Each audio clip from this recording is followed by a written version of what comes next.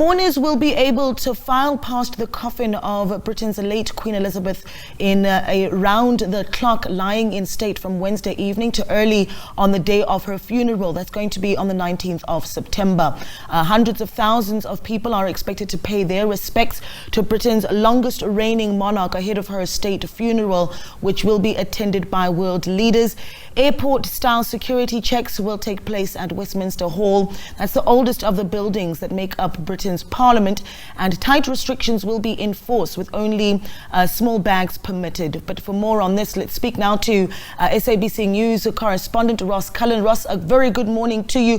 Where is the Queen's coffin currently, and what activities can we expect to take place?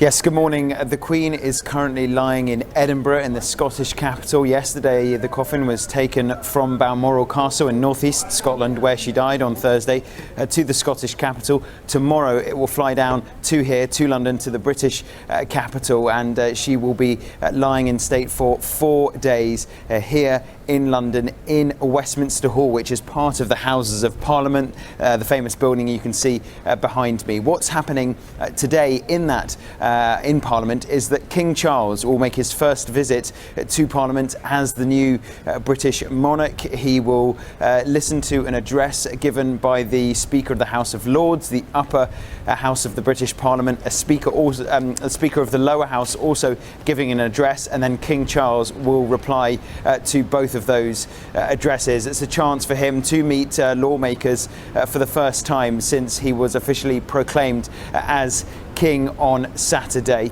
The Queen made that journey, her last journey, leaving Balmoral Castle to Edinburgh, and there is a chance for people in and around the Scottish capital to pay their respects, to file past her coffin for the next 24 hours or so before she comes down here. And we are expecting thousands, if not hundreds of thousands of people to come to the British capital here to file past the coffin, to pay their respects, to say a note of goodbye or thank you to Her Majesty before her state funeral is held 1 week today, next Monday, and that's going to be held in Westminster Abbey, which is also just the other side of the Houses of Parliament. You can see behind me. Yeah, it'd be interesting to see the sort of security detail around an event of this magnitude. I mean, what is that looking like?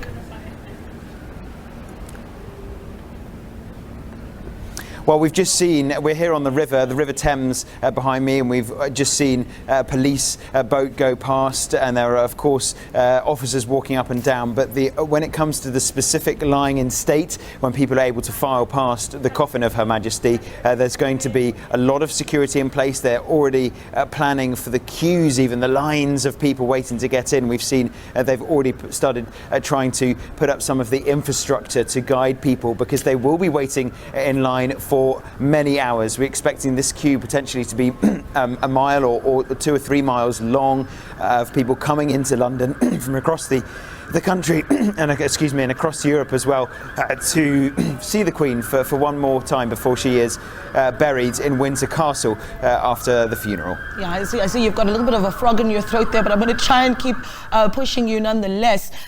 Talk to me about the significance really of having the Queen lying in state.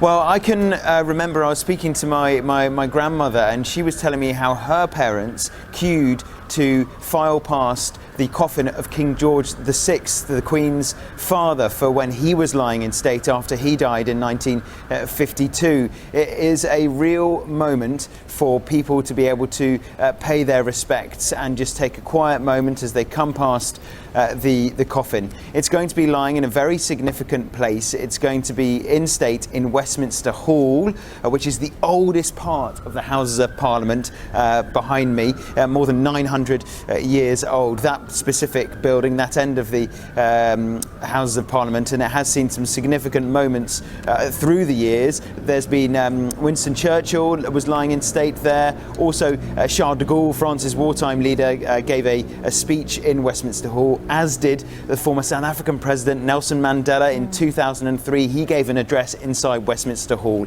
So it's perhaps not the part of the Parliament you see most often. At the Houses of Commons, recognised with those green benches where the Prime Minister and MPs have their debates. But it's not the most famous part, perhaps the oldest part, with also a lot of history when it comes to those speeches by Nelson Mandela, by Charles de Gaulle, and where coffins of famous Prime Ministers and also of heads of state like the Queen, where they will lie in state for people to be able to visit and pay their respects before the state funeral will be held. Yeah, I'm seeing some images that we're playing now on the screen of citizens really coming out to pay their last respects. I mean, talk to me about some of those responses that you really are seeing from the British as they come out, what they're looking like, what the sentiment really is from the public.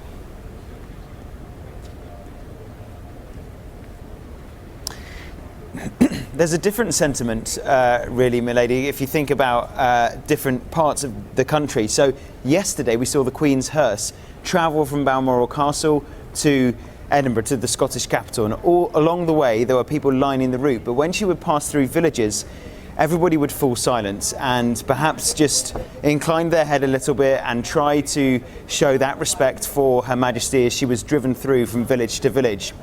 But here in London, the Queen has not yet arrived, and there is still support and recognition, almost joy on the streets whenever King Charles comes past.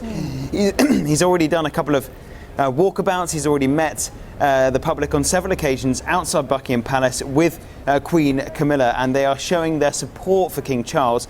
Now, when the Queen does come down on Tuesday, she'll be flown down from Edinburgh Airport to an airport just outside North London, and then she will be driven through into the capital. When she does come through, then the mood will change. Then there will be this mood. It will be more subdued. It will be more sombre, as people do want to say that final respectful goodbye to the Queen.